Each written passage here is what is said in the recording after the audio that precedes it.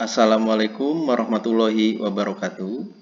Perkenalkan, saya Muhibu Abifian, bertugas sebagai guru bimbingan dan konseling di SMA Negeri 1 Sumberjaya, Majalengka.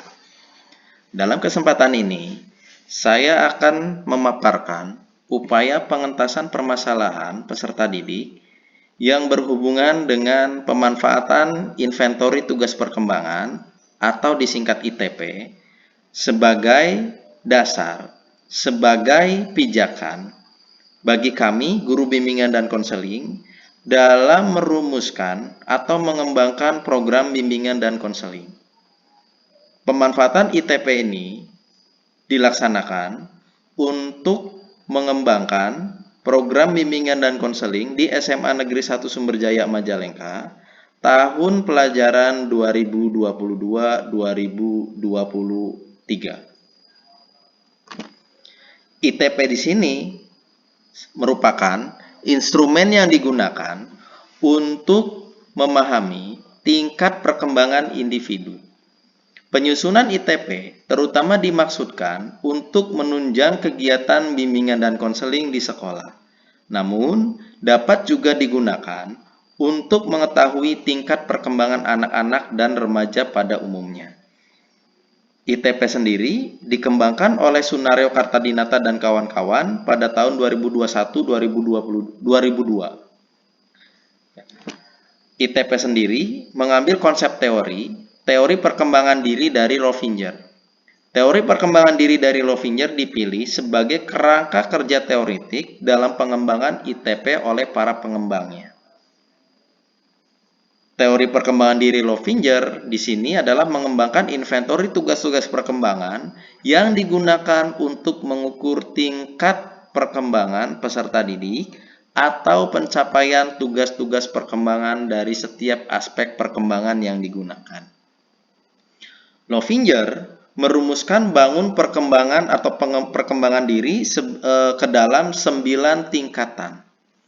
Tingkat pertama yakni tingkat prasosial, merupakan tingkat di mana individu belum mampu membedakan diri dengan lingkungannya.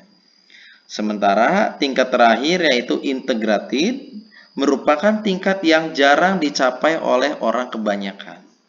Sehingga para pengembang ITP, Sunario Kartadinata dan kawan-kawan, merumuskan ITP di sini hanya terdiri dari 7 tahapan atau 7 tingkatan perkembangan.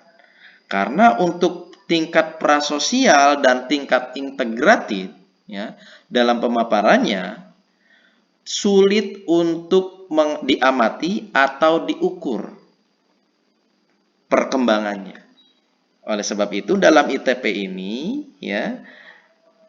terdiri dari 7 tingkatan perkembangan. Tingkat pertama adalah tingkatan impulsif. Yang kedua, tingkat perlindungan diri. Yang ketiga, tingkat konformistik. Yang keempat, tingkat sadar diri. Yang kelima, tingkat seksama. Yang keenam, tingkat individualistik. Yang ketujuh, tingkat atau tahap otonom. Untuk peserta didik jenjang SMA, diharapkan sudah berada pada tingkat keempat sampai keenam, atau tingkat sadar diri, tingkat seksama, dan tingkat individualistik. Nah, tujuan dari ITP sendiri adalah memudahkan kami, para guru BK, dalam kegiatan need assessment. Seperti yang kita tahu bersama, kegiatan need assessment ini merupakan landasan pijakan utama bagi kami dalam mengembangkan layanan bimbingan dan konseling yang memandirikan. Yang tujuannya adalah membantu para peserta didik untuk menuntaskan atau menyelesaikan masalahnya secara mandiri. Sehingga layanan bimbingan dan konseling yang diselenggarakan di sekolah diharapkan mampu memandirikan, mampu membawa peserta didik ke arah perkembangan yang optimal. Nah, adapun aspek tugas perkembangan yang diungkap dalam ITP jenjang SMA ini terdapat 11 aspek perkembangan yang sudah disesuaikan dengan tugas-tugas perkembangan atau norma budaya yang ada di Indonesia.